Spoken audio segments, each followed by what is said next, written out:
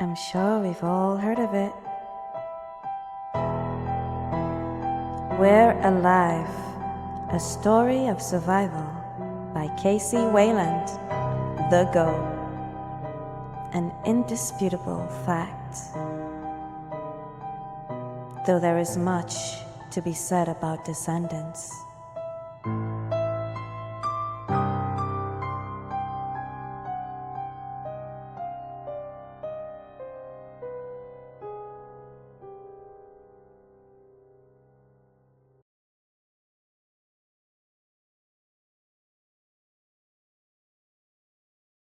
The beginning of the end is near. Fans flocked to Reddit 2 weeks ago as Kc Wayland, the GOAT, officially announced that he has completed the first draft for the final sizzling season of Descendants. A finale which will conclude the epic adventure commenced in a story of survival some 17 years prior. Descendants, which follows the progeny of beloved characters from the main series and subsequent spin-offs, has been both critically acclaimed and shunned by fans around the world. To that end, this thread is intended as a safe space for fans as well as detractors to engage in discourse, dialogue, and even diatribes about the pluses and minuses of Descendants, commentary regarding the other spin-offs as well as the main series is also welcome. Okay, so I have a few comments I would like to get into, a diatribe of my own, so to speak, but this is a spoiler alert, so wake up please. If you're listening in, it's time to hit the stop button. If you don't want to know what has happened so far and you're not all caught up with Descendants, yeah, turn that shit off. So I really enjoyed the first season of Descendants. I think adding like the mini games, it was pretty cool. I had a few issues with season 2, especially with some twists.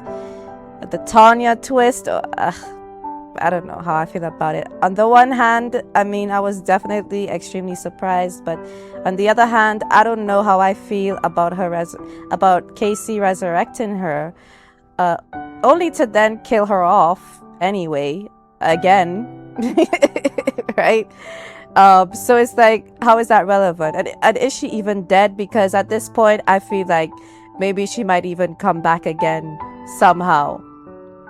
Losing Pegs, it broke my heart. I have some friends that actually said they were glad that she's gone because she's an obnoxious character, but she kind of grew on me. She was like in the main series at first, but yeah, I eventually warmed up to her. Let's see, like losing hope as well. I don't know if that's like a metaphor for what's to come regarding the ending of this final season, because as we know, this is going to be the final season of Descendants and the series in its entirety. So I really hope it's going to be a good ending, a happy ending, because we've had a lot of losses of late. In this last series, we've lost a lot of characters.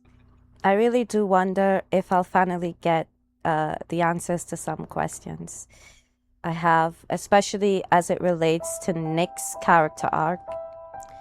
Now, I really liked Nick in the beginning because I felt like, you know, I could really see Saul in him, but then I don't know what went wrong with his character. I don't know if it has something to do with the fact that Kc lost his initial drafts and basically had to do the whole thing again, rewrite everything from what he could remember, and that totally sucks. But still, I think Nick's character arc is really like unbalanced, and all he's really good for now is just being a brat and whining about how his life sucks and how people treat him as though he's the only one who's adversely affected by the outbreak, by the war with the Republic and the contentions that they have at Westport, by those that he's lost, losing Michael, losing Pegs, losing his grandma again, Tanya. I do wonder as well, for example, if his blood actually contains the elements needed for the cure, and if the doctors at the Republic could actually make a difference. I don't know. And also Will as well, since he's extremely smart. I don't know if they'll both be able to collaborate and come up with a cure to the end for this never-ending nightmare. So I do wonder what the conclusion is going to be in this season, because Kc has demonstrated that he's willing to take unhinged risks. So is it possible that we'll actually end up with the utopia that Tanya has mused about, which is zombies and humans coexisting? I think that's utter insanity. The discoveries that they also found down in the caves at Legigia were also mind-blowing. I also think it's a bit far-fetched, to be quite honest. I don't know, I just feel like Kc, he wanted to really put his best foot forward, and at the same time he wanted to kind of catch us off guard. But I just feel like some of these twists in the larger tapestry of the entire storyline are, as the Brits would say, absolutely bonkers. The fact that Nick apparently and Tanya have descended from the first infected. I mean, what the hell? Okay, I know he had to kind of find a way to explain why they're immune, but I don't know. I just feel like there is not enough background on that to put that in there as a twist. But nevertheless, that's my opinion. Nevertheless, it is an interesting revelation to discover. But it seems though that this sort of immunity, okay, let's say if the theory is that it weakens with every generation, right? It stands to reason that the immunity, it will weaken with every generation, because obviously they're not zombies.